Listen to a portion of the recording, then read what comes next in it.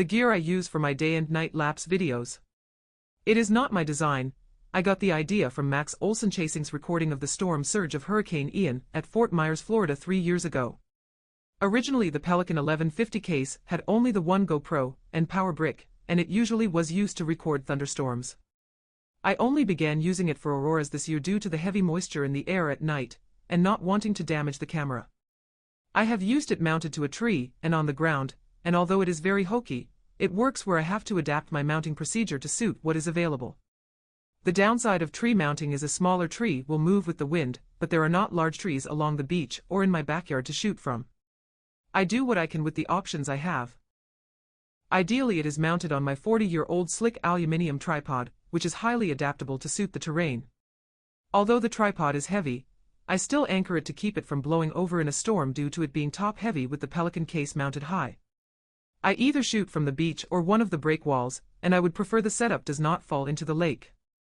At home I have other options for mounting which I have built to suit the landscape. The original design suits only a GoPro Hero 8, which I chose due to it using video for time lapses, and at the time it was a spare. When this camera died I had to find another on eBay to replace it. The power brick is my preferred model available online. It is necessary to have a 2.1 amp output. The camera will not run long enough on just a battery, so the power brick is required. Remove the battery door and battery. There was a night in September where the Aurora I was shooting got washed out by the full moon.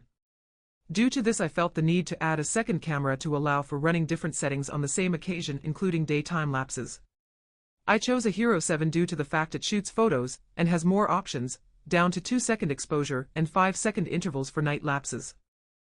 The potential negative of using photos. A 5-second interval equals 7,200 photos in 10 hours, which requires more work to generate the finished video.